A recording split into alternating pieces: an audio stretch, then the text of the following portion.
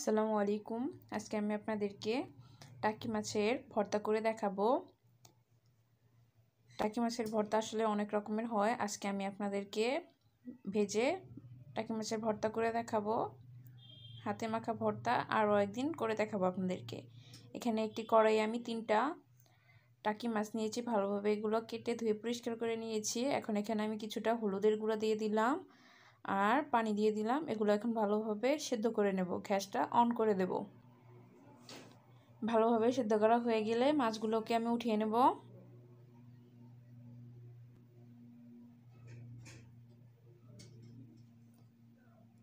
এখন মাছগুলোকে ভালোভাবে বেছে নিতে হবে। মাছের ভিতরে যে বড় লম্বা কাঁটাটা থাকে এগুলো ভালোভাবে বেছে নেব, আর চারিপাশে যে ছোট ছোট কাঁটাগুলো থাকে এগুলো ভালোভাবে বেছে নেব। আজকে আমি যেভাবে টাকি মাছের ভর্তাটা করে দেখাবো আপনারা এইভাবে বাসায় ট্রাই করে দেখবেন। অসম্ভব টেস্টি হয় এটা খেতে। মাছের কাঁটাগুলো ভালোভাবে বাছা হয়ে গেলে এখানে আমি একটি প্যান বসিয়ে দিয়েছি। প্যানে পরিমাণ মতো সয়াবিন তেল দিয়ে দিব। তেলটা গরম হয়ে গেলে এখন এখানে পেঁয়াজ কুচি দিয়ে দিব। আমি এখানে 5-6টা পেঁয়াজ নিয়েছি। পেঁয়াজগুলো ভালোভাবে কুচি করে নিয়েছি। আজকে ভর্তাটা পেঁয়াজ, আলু, কাঁচামরিচ এগুলো দিয়েই করব। এভাবে ভর্তা বানালে অসম্ভব টেস্টি হয় খেতে। আমি আজকে যেভাবে ভর্তাগুলো করব আপনারা এইভাবে করে নিতে পারেন বাসায়, তাহলেই বুঝতে পারবেন এটা কতটা টেস্টি হয় খেতে। এখানে 4-5টা কাঁচামরিচ দিয়ে দিয়েছি। মরিচের গুঁড়া 1 টেবিল চামচ পরিমাণ, হলুদের গুঁড়া 1/2 টেবিল চামচ পরিমাণ, ধনিয়ার গুঁড়া 1/2 টেবিল চামচ পরিমাণ, জিরার গুঁড়া 1/2 টেবিল চামচ পরিমাণ দিয়ে দিলাম, আর স্বাদমতো লবণ দিয়ে দিলাম। এগুলো এখন ভালোভাবে মিশিয়ে নেব।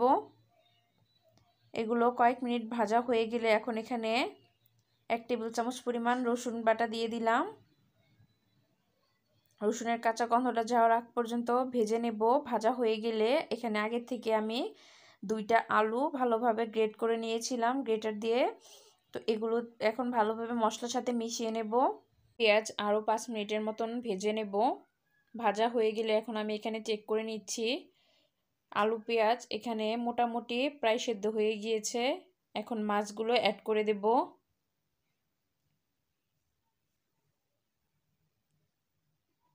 মাছটাকে দিয়ে এখন এগুলোর সাথে ভালোভাবে মিশিয়ে নেব। মিশানো হয়ে গেলে এইভাবে অনবরত এখন এইভাবে নেড়েচেড়ে ভেজে যেতে হবে, নয়তো নিচ থেকে পোড়া লেগে যাবে, তখন ভাজিটা তেতো হয়ে যাবে। এখন এইভাবে অনবরত নেড়ে ভেজে নেব। ভাজা হয়ে গেলে গ্যাসটা অফ করে দেব। এখন আমি আপনাদেরকে পরিবেশন করে দেখাচ্ছি। আপনারা এইভাবে মাছের এই ভর্তাটা করে নিতে পারেন। আশা করছি ভালো লাগবে। ভালো লাগলে অবশ্যই কমেন্ট করে জানাবেন।